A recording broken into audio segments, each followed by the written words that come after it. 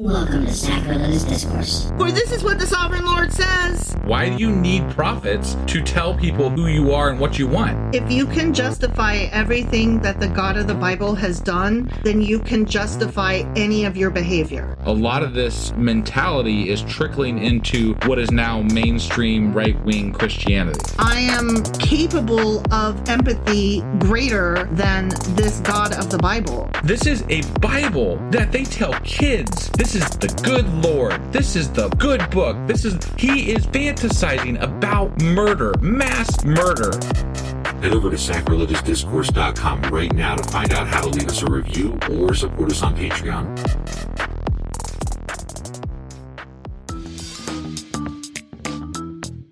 Hey there, sinners and saints. It's your favorite Bible-bashing duo from Sacrilegious Discourse, and we need your help. That's right, folks. We're raising funds for some heavenly equipment and a studio that doesn't sound like it's in the depths of hell. Our current setup, let's just say it's more apocalypse than audiophile. So if you want to hear us dissect the Bible without the background noise of demonic squirrels, chip in a few bucks. We're aiming for $5,000 to upgrade our audio and build a studio worthy of blasphemous banter. Donate today and help us spread the good word of atheism. You can find a link right on our homepage, sacrilegiousdiscourse.com. Every dollar counts. Even if it's from your collection plate. Husband. Wife. Do you know what today is? I do. Are you going to tell me what today is? No, you're supposed to tell me. It's Sunday. What is on Sunday? Sacrilegious Book Club. There we go. So when I say, do you know what today is? You're supposed to say, yeah, it's Sunday. And then I say, that's right. And then I say what Sunday is. You should have covered that with me before we started the podcast then. Well. Because I'm reacting and I'm like, you're supposed to say that thing. And then you didn't say the thing. You're just asking me. I'm like, yeah, I know what today is. Duh. Okay. Well, if I planned ahead, that wouldn't be very us now, would it? It would not. It would not. No. So we are still in the book, A Treasury of Jewish Folklore, and then subtitled Stories, Traditions, Legends, Humor, Wisdom, and Folk Songs of the Jewish People, edited by Nathan Asubel. Okay.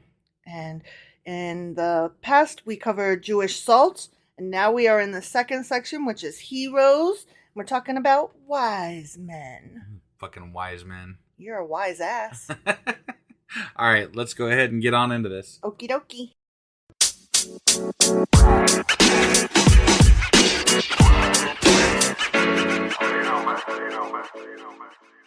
Okay, so wise men. Wise men. And remember we talked before about how wise men and wisdom and knowledge is what the Jewish people consider your greatest asset, your greatest gift. Yeah. So that's why it's such a big fucking deal. That's why Solomon was such a big fucking deal. Right. Right. Exactly. Because he's the wisest. Actually, I have a story about him I'm going to read today. I mean, it only makes sense in the wise men section, you know? Exactly.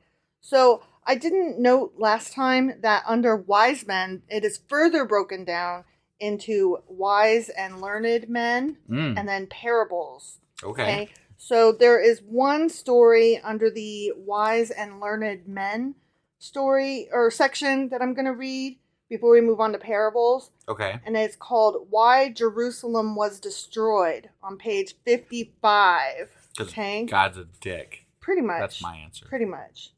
Okay, ready? Yeah. Why was Jerusalem... Jerusalem? Okay, let's try that again. Right, yeah. Leave that in. Yeah, well, duh. Why was Jerusalem destroyed? Asked the sages of Israel. Jerusalem. Okay, stop. I can't. Jerusalem was destroyed only because of the desecration of... Okay. Apparently you can't read today. Well, okay, let me explain. So, I was supposed to have a bridge put in, and the temporary that they put in while they're making the mold for the bridge. Yeah. The temporary popped off. Mm-hmm. Okay. Yeah. So, and I still don't have the bridge put in for another week, but between now and then. So now you have a speech impediment. Yes, actually I do. You probably haven't noticed it much because you don't notice things, but there's a really, really sharp piece of tooth that has, for the last week since it popped off, been slicing my tongue. So that's exciting. I have a little bit of a lisp, and it's getting worse while I read this book. Yeah, while I wait for my bridge to be put I in. gotcha. So I'm like, So basically, we're asking for forgiveness. Please forgive us, listeners. I always ask for forgiveness because I'm always fucking up, and there's always a reason. Right. Okay, let's start over here. Ready? Okay, I'm ready. Why was Jerusalem destroyed? Asked the sages of Israel. Yeah. Jerusalem was destroyed only because of the desecration of the Sabbath. Jerusalem was destroyed only because the morning and the evening prayers were abolished. Abolished? Jerusalem was destroyed only because the children of the schools remained untaught.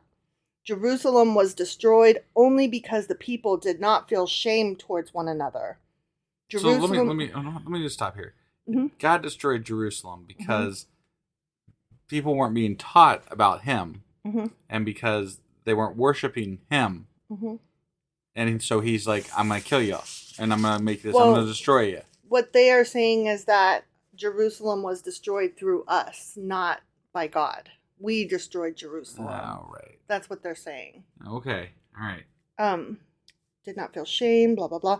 Jerusalem was destroyed only because no distinction was drawn between the young and the old.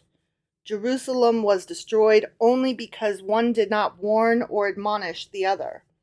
Jerusalem was destroyed only because men of scholarship and learning were despised.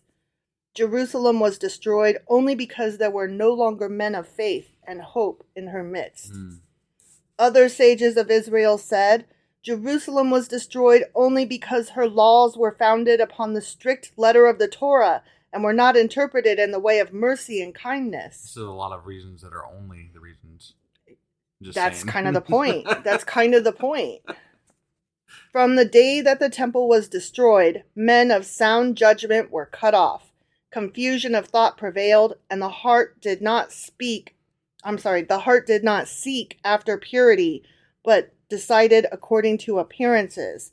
The shedding of blood profanes the holy soil, and is an offense against the divine presence.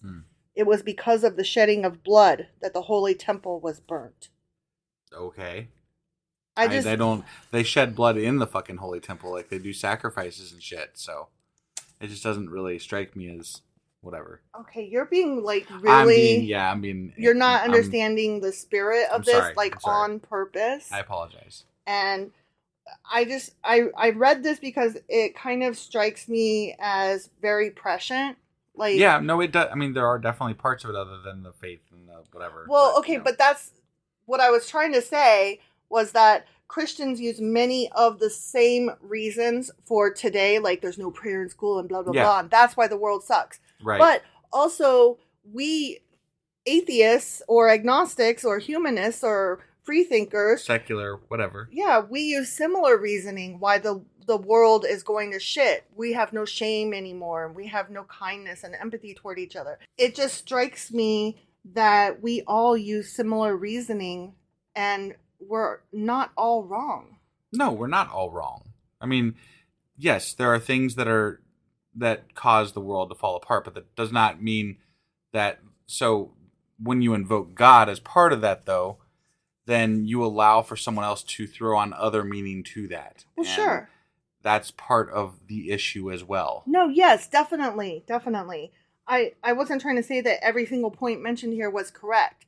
I was interested in this because it was so similar to so many different arguments by so many different people of so many different creeds. Well, and it strikes me also as part of this, like part of their issue with things falling apart is that the lack of instruction, the lack of learning. And I'm like, that's exactly what, religious people don't want from you. They want you to unlearn what you're learning, so. You mean Christians? Christians, yes. And I'm speaking from a very American sense of this as far as what I'm going from. Yeah, so.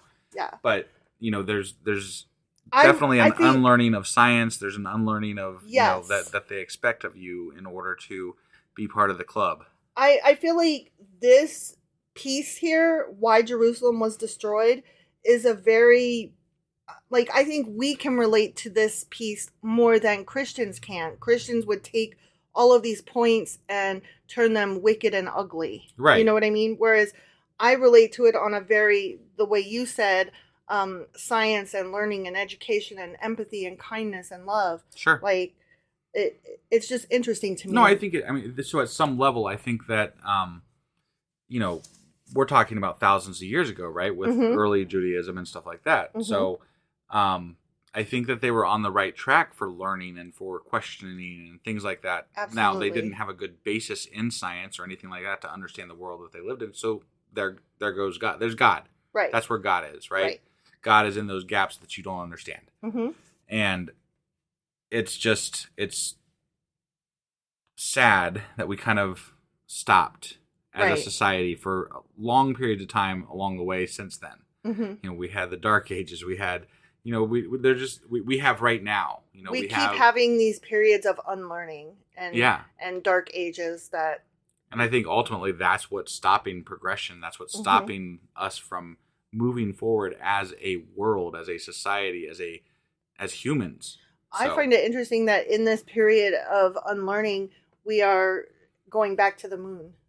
Yeah, no, one step forward, two steps back. It's just so interesting. Yeah, no, I definitely agree. And, even in all of the problems that we're having with religion and politics and everything in the United States, it's still hopeful that we have such support for progressive issues, as a whole, as a percentage, like percentage wise, we support most of the right things, in my opinion. Well, so. The fact that LGBTQ rights are being secured even by the right at this point, everything else is falling apart, but yet still one little piece is moving forward. And that's where you get the hope.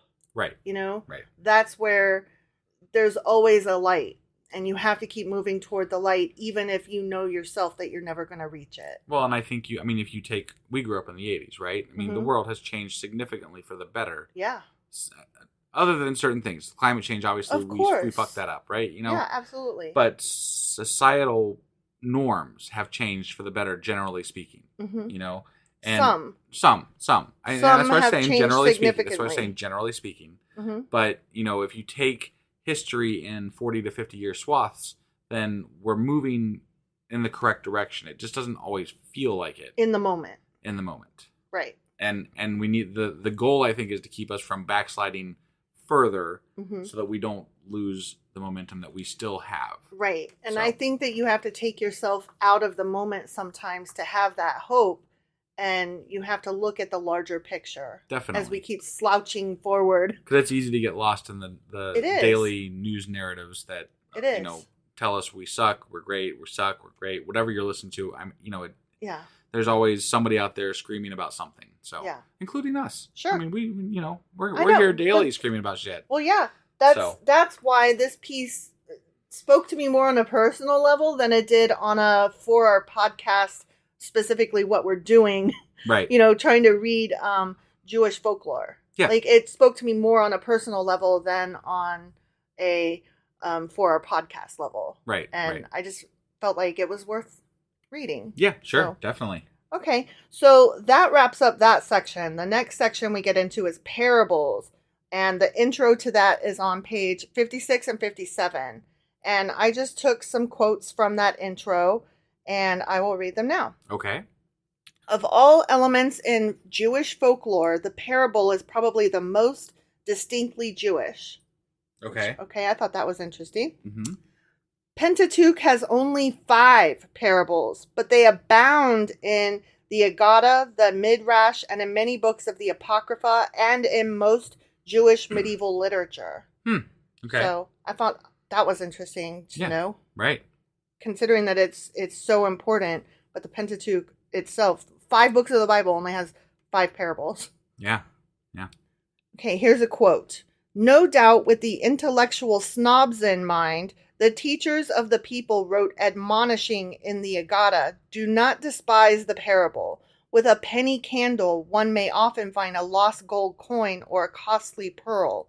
By means of a trifling, simple parable, one may sometimes penetrate into the most profound ideas. I think parables help you bypass they help you bypass your what do you call it? Your ideas that you have set in your head, whatever. I was trying to come up with a word. I'm going to stop because whatever. Preconceived notions. Thank you. Yes. Yeah, that's the one. Thanks. Yep. So I think it helps you bypass that by not jumping out immediately and saying what you're trying to teach. It makes you think about it in a roundabout way and say, huh. Well, I don't know if you recall, but last week there was a story that I read regarding the difference between truth and parable. Yeah. And that parable is just truth in better clothing. Right. And it is easier to swallow. It's more acceptable.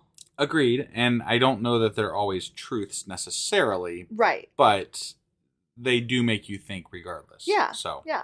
Well, I mean, it's kind of like we can talk about statistics, but it's always better to have that personal story, that anecdote, that one person who actually endured the hardship that you're trying to discuss to make it more personal. Definitely. And what is an anecdote or a personal example other than a parable or a truth dressed up in nice clothing? Yeah, definitely. So according to the universally accepted tradition, it was King Solomon who, quote, invented the parable. Invented it, huh? Mm-hmm. Wow. Mm-hmm. Yeah, because he was so motherfucking wise. Man, he invented it. According to universally accepted tradition. Got it. So not necessarily what happened, just it gets attributed to him because it's fun. There weren't a lot of books back then, Mm-hmm. and he happens to be in one of those books. Right. So, I think he might have a leg up here given the amount of history that was done to that point that was written down. Sure. So. Yep. But remember, you had mentioned Solomon as being the wise guy. The wisest. Mm-hmm. So, yeah. Very often, the parable was told not so much to instruct as to offer solace to the Jewish people. Okay. Which, that also makes sense. Yeah. Okay, so now I have a couple of stories from that section. Okay. Which I will read. Let me find them in my massive get to the page. tome. Yeah. Right. Actually, I'm only reading one parable today. Oh, just one. Just okay. one. All right. Because I should have split these up better because we'll still be doing parables next week, and then we will also get into the ancient art of reasoning next week. Okay. I should have just done these like a miniature section at a time. Got it. I didn't look at the table of contents. The table of contents is so massive that I just didn't look at all the breakdowns. Sure. So anyway, page 58, The Poor Man's Miracle. And this is adapted from the Abid. And I don't know if you remember, but that's one of the supplemental writings that rabbis wrote as explanations and interpretations to like the Agada and the Midrash that they wrote as supplemental to the Torah and the whatever. The second law. Right. Not the Torah, but the other one. Yeah. I think the Midrash was the second law, and then all the others are supplemental to that. Got it. So, okay, so this one's called The Poor Man's Miracle. No one showed any compassion for the poor man as he went from house to house begging for a coin or a crust of bread. Many a door was slammed in his face, and he was turned away with insults. Therefore, he grew despondent. One wintry day, as he was trudging through the slippery streets, he fell and broke his leg. Thereupon they took him to a hospital. When the people of the town heard that a poor stranger had been taken to the hospital, suffering from a broken leg, they began to feel very sorry for him. Some went to comfort him. Others brought him good things to eat. When he left the hospital, they furnished him with warm clothes and gave him a tidy sum of money.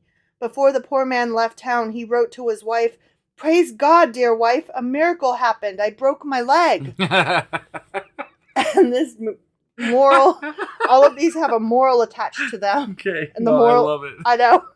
The moral of this one is most people would sooner help one who has fallen than help keep him from falling. That's true in today. Yeah. That's why I chose that one. Yeah. So no, that's great. I find that the two stories that I chose to read that were written hundreds and hundreds of years ago are still so fucking true today. Yeah. Yeah, no, it's absolutely true. Yep. And even, one of the things that I really it just bothers me. But you know this is a truism.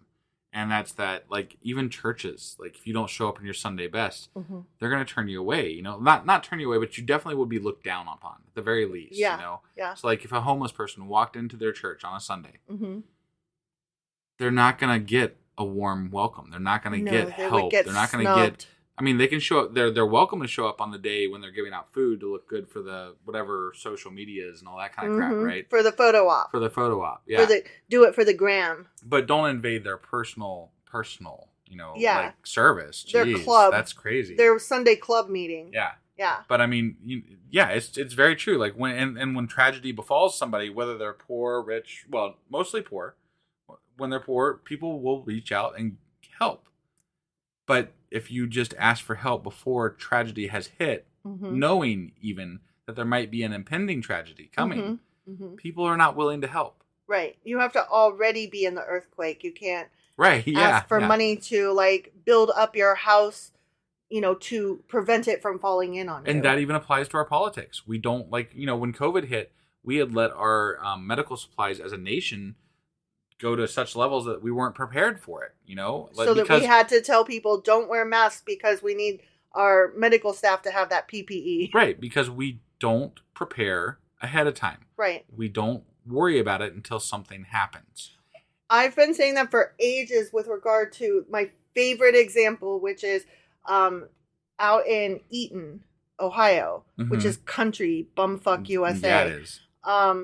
There was a train track. And they had a rail or a guard thing that came down, but they didn't have the guard thing. They just had the lights. Yeah.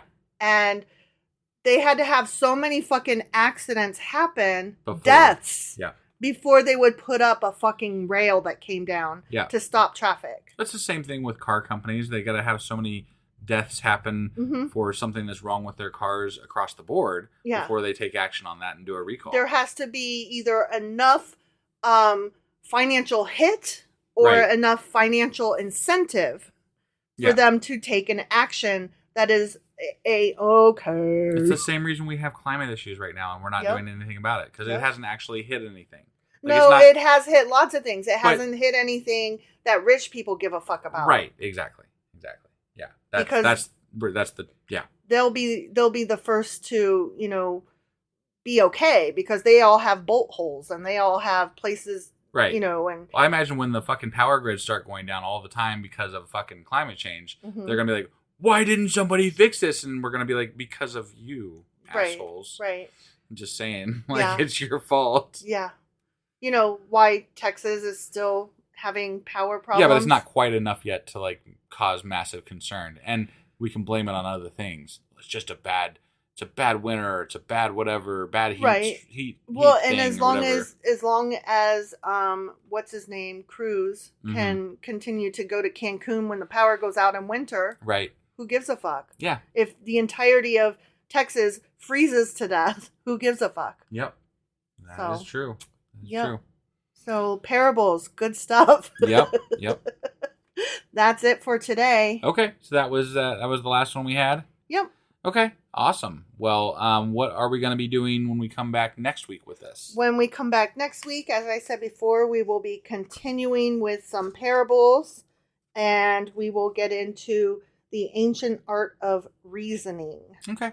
And sounds good. After that is some wise judges and riddle solvers. So, I mean, we've got some stuff to do under wise men. Yeah. No, I really enjoyed today's stories. They were good. So that was awesome. I'm looking forward to next week. And I will have here in a little bit today, we'll have out the weekly replay after I'm done getting this one put out. Yep. Which is coming out slightly late. So again, apologies. Just been a rough, few days here. It's been a holiday weekend. It's been a holiday weekend. Yeah. Get off me. It's a holiday. And then we'll be back Monday with 2 Chronicles chapter 6. Yes. See you guys then. Bye.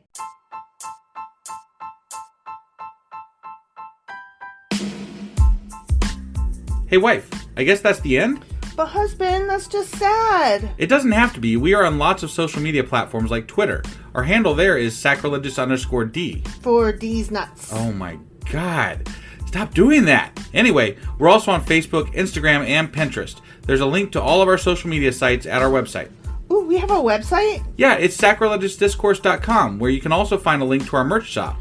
We have a merch shop? Yep, we have podcast-themed clothing, mugs, notebooks, and more, as well as an atheist and science-themed products. Wow, our fans should really go check that out right now. Definitely. They can get in touch with us by sending an email to sacrilegiousdiscourse@gmail.com. But before they do that, we could really use some help. Oh yeah? With what? Well, it's not free running the podcast, and we need some financial support in order to get better equipment, which will free up time so we can concentrate on our podcast and our fans. Okay, so what should they do? Head over to patreon.com/sacrilegious discourse and sign up as a contributor on our podcast. Supporters there receive additional bi-weekly episodes that we record just for our Patreon members for as little as $2 a month. Also, we'd really appreciate it if you would like and subscribe on whatever platform you're using. And Apple Podcast reviews help us out tremendously. Like and subscribe. Leave an Apple review. Join us on Twitter. Support us on Patreon. That's a lot of instructions. Don't forget to say thanks. Thanks. Okay, bye.